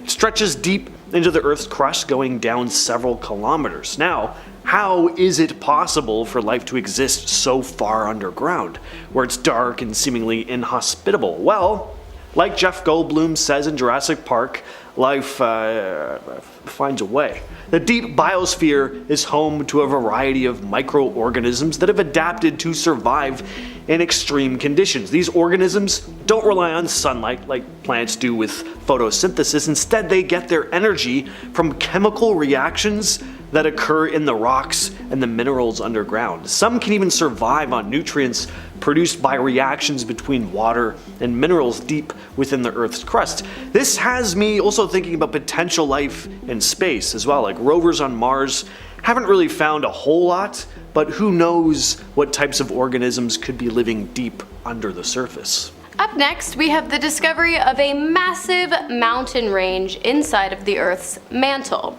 The discovery was made using seismic waves to scan the inside of the planet, and what they found was shocking. Like an entire landscape inside of the Earth. Shocking.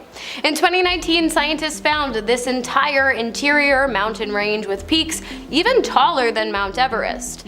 These peaks and subsequent valleys are formed by rising plumes of hot rock, and the discovery has shocked scientists, for lack of a better word. At one time, the interior of the Earth was thought to be fairly basic, made up of a crust, a silica-based mantle, and an outer and inner core. We know, though, that there's also an innermost core, and as technology advances, our understanding of the Earth's interior advances with it, and we realize that we really know nothing.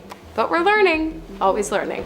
Alright, now I mentioned that super deep borehole that the Soviets started drilling back in the 70s, and how it taught us more about Earth's layers, but there's also an urban legend about something else they may have discovered while drilling, something much more disturbing. At one point, their drill broke through into a cavity. The scientists decided to lower sensory equipment down there to see what was up, including a microphone. Now, they recorded 17 seconds of audio, which went on to be dubbed as the sounds of hell. The audio they picked up was pretty harrowing. It sounded like a crowd of people screaming in agony, and it's all reverby, and the urban legend started getting traction in the West when the story reached the Christian-based broadcast television network TBN, claiming that this story was proof of the literal existence of hell. Now, whether you believe these are genuine screams coming from the bowels of hell or not, it's still a pretty disturbing recording either way. Next up, remember how I was just saying that every time we think we know something, we all of a sudden realize that we don't, like me with math.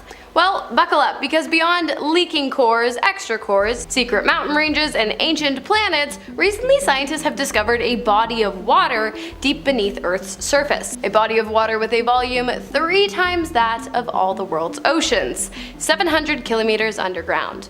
Within the Earth's mantle, which is a layer of hot rock between Earth's surface and its core, there is another rock, a blue rock called ringwoodite. And inside of the ringwoodite is a water reservoir.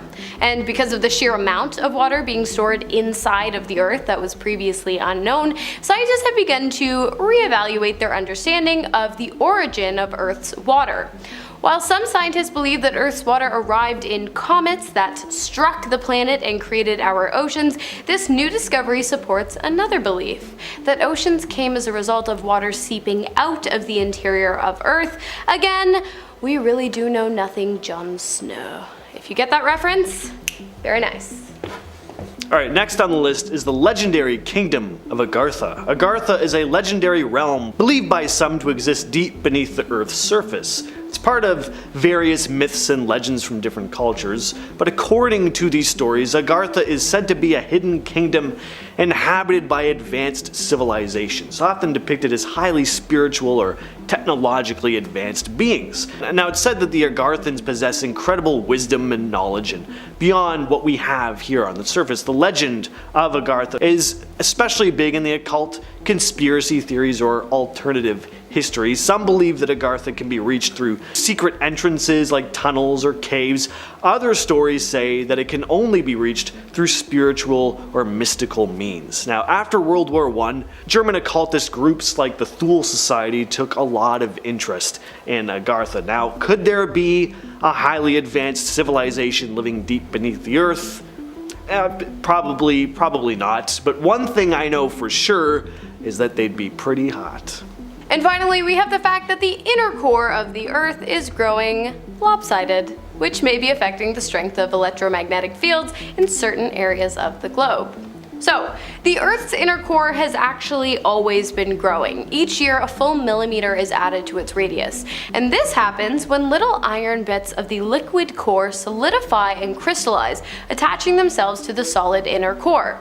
The crystallization process is also called freezing, which sounds weird considering the temperature of Earth's core, but it makes a bit more sense when you realize that the freezing point of iron is actually more than 1000 degrees Celsius, 1832 degrees Fahrenheit. Anyways, a study revealed that the eastern part of the core is getting about 60% more iron crystal growth than the other side, making it essentially lopsided. Eventually, the crystals do redistribute throughout the core, bringing back its spherical shape, but during the time in which it experiences lopsidedness, it is possible that it affects the strength of the magnetic field in specific areas. The discovery has also raised the theory that the eastern mantle is slightly cooler than its western counterpart, which is why freezing takes place at a higher rate on the one side. And then of course there is the theory that Earth is just hollow, which James just mentioned. So yeah, who knows? Being a farmer is obviously incredibly hard work, but I don't know what's going on. There seems to be some very strange stuff that goes on at farms too. Today we have stories about creepy creatures, toxic waste, remnants from World War II, and plenty more. So don't go anywhere, because we're talking about some of the scariest stuff farmers have found on their property. We're starting off the list with a crazy story from Reddit. User Erotica Pop posted a story about their uncle who was a farmer, writing, "This happened to my uncle, as told to me by my aunt. In 2003, my uncle, who has a hobby farm in East Texas, was on his tractor on the far end of his property when flaming space debris went screaming over his head to crash behind the trees about 30 yards away. He calls my aunt and asks her to turn on the news to see if something crashed. She does, and it's the Space Shuttle Columbia disaster, and they're telling locals to stay away from debris and report it to officials. So she tells my uncle they're telling people to stay away from it, and he's revving up his tractor saying, 'I'm gonna go find it.' He looked but didn't find any debris, but on the property next to theirs, authorities found some debris and a thigh from one of the 2 women astronauts on the flight. Speaking of things crashing down from the sky, next up we have the wreckage of a World War II plane and its occupants. So during World War II, in June of 1944, Lieutenant William Montgomery and his crew were flying a B-24 Liberator on a mission in northern France. Their plane got hit by anti-aircraft fire while attacking a German airfield. Despite the damage though, they managed to limp back across the English Channel towards Sussex. Unfortunately, the plane lost altitude off the Sussex coast. Out of the 10-man crew, 7 successfully parachuted out, but Lieutenant Montgomery, co-pilot John Crowther, and engineer Sergeant John Holka stayed on the plane to try and fix the issues. Sadly, the plane crashed in flames a few minutes later. At that time, only Sergeant Crowther's body was recovered. The families were informed that the plane had gone down in the English Channel. One surviving crew member, Lieutenant Des Moines Henderson, shared that they were ordered to bail out just before reaching the English coast, and he heard the plane crashing after his parachute opened. In the 70s, amateur historian Andy Saunders started investigating the fate of the bomber. After years of research, he finally narrowed down the likely location of the plane to a farm near Arundel, West Sussex. In 2019 and 2021, a US agency that investigates missing servicemen conducted 2 digs at the site, and during their excavations, they identified plane wreckage and 2 sets of human remains. This finally brought closure to the family, including Lieutenant Montgomery's great-niece, Tracy Kirchhoff. Her grandfather, John, died in 2010 without knowing what happened to his brother, William. So Tracy was able to lay flowers at a plaque marking the site of the discovery. This next story also comes to us from Reddit. Seems like there was a very disturbed person stalking the woods by this family's property. Fluffy Butt 86 writes, "Me and some of my family were walking through my grandmother's property. We got to the creek. My nephew was exploring down the creek near a clump of trees a fair distance from us. Suddenly he starts screaming and hauls it back to the main group. What he'd found was that somebody had tied a kitten to a tree using a wire. It was dead and moderately but not totally decayed, so I'm guessing it had some combination of being tormented or starved to death. We're way in the woods at this point. There's no neighbors that far in, so immediately my alarms are going off. We all head back to the farm, super freaked out. I haven't gone past the first fence line on that property since. In hindsight, I wish we'd called the police. The older adults in the group at the time didn't think that was necessary, and I was unsure of what the point would be. Are the police gonna go hike way into the woods to look at it? I'm still not sure what they would have done, but I wish we had called. We have the discovery of toxic waste dumping. Now, this didn't just happen on one farm, but tons of farms in Naples, Italy, and this is something that went on for years. So in the 90s and 2000s, the mafia in Naples, Italy, began illegally dumping toxic waste. Not only were there serious environmental threats here, but local farms were decimated. The mafia were trying to make quick profits, as criminal organizations are kinda known to do, by disposing of hazardous waste in an inexpensive way, which means illegally. This toxic waste included chemicals and industrial byproducts which contaminated the soil and water in the surrounding areas.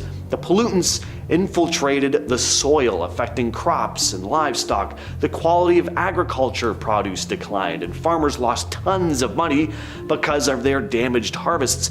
Things got so bad that an infamous area became known as the Triangle of Death. In this region, including parts of Naples and then surrounding areas, it got the name because of the unusually high rates of cancer and respiratory illnesses amongst the people. And then again, is it really that unusual when there's toxic waste seeping into the soil, getting into people's food, and just being around? I've seen The Toxic Avenger. I know what green glowing ooze can do to a person's health. I picture it as green glowing ooze, but it's probably just not anything like that at all. And the toxic waste didn't just pollute the farmlands, it also seeped into the water sources. Just a really bad scene. Next on the list is something that's also very dangerous: unexploded ordnance. from World War I and II. Imagine you're farming your land, you're trying to grow crops or tend your animals, and then suddenly you stumble on something unexpected. An unexploded shell from a war that happened decades ago. Kinda cool, but obviously very dangerous, and farmers in parts of Europe are still met with this to this day, dealing with what's known as the iron harvest. So back in the First World War, more than 300 million explosive devices were scattered around Belgium alone. And most of these were duds, meaning they never exploded. And after all these years, many of the dangerous leftovers haven't been found and disarmed. They've just sat there, hidden beneath the soil, waiting to be discovered. Fast forward to the Second World War, and we have another issue. British and American forces dropped a whopping 1.5 million tons of explosives on Germany, and 10% of those never went off. So that's a lot of explosive material just lying around. Even today, tons of unexploded ordnance are found every year in Germany. Now, aside from the sheer amount of explosives that were dropped, there's also another reason why these things are still turning up to this day. During the First World War, the muddy conditions of trench warfare made it very easy for shells and bullets and bombs to kind of sink into the mud. They practically disappeared, but now, thanks to construction work and farming activity, all that soil is being constantly churned up, and along with it comes the dangerous stuff buried beneath. All right, this next one is short but sweet. I think you'll like this one. Sweet in like a scary way, not sweet like it's a nice story. Reddit user Fukas Trash. I'm sorry, Reddit user, I'm not sure exactly how you want me to pronounce that, but he had this to say. This is a story that's passed down from my great-grandma, so I can't really speak to the validity of it since I never knew her, though it's quite interesting, and she was apparently a very serious person that never joked about things like this. She had gone out to the fields to play when she was young, and she saw an old man sitting in a rocking chair beckoning her to come to him. She ran back to the house to get her parents, but when they came back, he was gone. I don't know, I just think that one's kind of creepy. Next on the list we have some Bigfoot footage for you, or at least possible Bigfoot footage. The footage was taken in Hickory, North Carolina by a man named Doug Teague while he was collecting game cameras that he'd set up close to his property in McDowell County. As he was walking back to his truck, a rock was thrown at him. He turned around to spot apparently 3 massive hairy creatures up on a hill behind the trees. He pulled out his phone and managed to capture some footage of one of the animals, and while it's tough to make out, there's definitely something in the trees. Take a look. So it looks like it could be a bear, but apparently there have been a number of sightings of big ape-like creatures in the area. So could this have been one of the elusive beasts known as Bigfoot? As always, share your thoughts down in that comment section. Next, we have another Reddit story for you. This one posted by Stunning Attention 82, who writes, "My grandpa had a farm with free-range cattle. He had a massive property. We didn't always see the cows every day. They'd go off in the fields in little groups. We knew they were out there, but they just did their own thing. We visited the farm one day and my grandparents weren't home. They always had a spare key hidden on the porch in case a family member was visiting and they weren't around. Well, my mom unlocked the door and the alarm went off. It was loud because they're in the country. The alarm was made to sound like a siren to alert the closest neighbors. It echoed all over the fields. We were in the house, calling family members on their rotary phone, trying to figure out how to shut off the alarm. Then I looked out the window. The cows from all directions running towards us. I had never seen them run like this. They were running at the house full speed, every single one. Then they stopped. They formed a circle around the entire house, standing shoulder to shoulder. They just stood there staring at us. My big question for this is, they have this advanced alarm system, but are still using a rotary phone? That doesn't really add up. Anyway, next up we have the discovery of Glyptodon fossils. So in 2020, an Argentinian farmer named Juan de Dios Sota came across a pretty fascinating find on his farm while moving some cattle. Fascinating, putting it very lightly. This would have been absolutely insane. So, a river that had dried up after a drought revealed the fossilized remains of what looked like 4 enormous armadillos. They were actually a prehistoric creature known as glyptodons. These creatures have been extinct for about 10,000 years, just after the end of the last ice age. These things' shells were 5 feet long and 2 inches thick. Researchers now couldn't exactly figure out how these specific glyptodons had met their end, but the fossils hinted that they were all facing in the same direction, as if they'd been on a group outing, all heading somewhere. These particular glyptodons were estimated to have died around 20,000 years ago. Now, why did these massive creatures go extinct in the first place? Well, it turns out our ancient ancestors might have played a role in that. People back then apparently would have used the glyptodon shells as makeshift shelters. Yeah, they were so big that humans could actually sleep under their shells. Pretty cool. Finally though, we have a creature that's gotta be enemy number 1 on farmers' most hated cryptids list, the chupacabra. There are countless stories about this terrifying creature slaughtering farmers' livestock. Farmers in parts of Latin America and even in the southern US have reported sightings and incidents involving creatures that share very similar appearances, but at the same time, kind of different. From what I've read, there are 2 types of creatures that people will report seeing, and for some reason, they both get lumped into the chupacabra category. So you have some witnesses who describe the chupacabra as an almost reptilian type creature with big red glowing eyes and often spikes or quills on its back. Then you have the other type, which is more like a mangy, hairless dog type creature. The name chupacabra translates to goat sucker in Spanish, as it's known to drain the bodily fluid of livestock, mostly goats and chickens. Farmers have shared some pretty creepy accounts of finding their animals dead with puncture wounds on their necks and their red bodily fluid completely drained from their bodies. In some cases, the chupacabra is said to leave behind a scene of complete chaos with multiple animals attacked in a single night.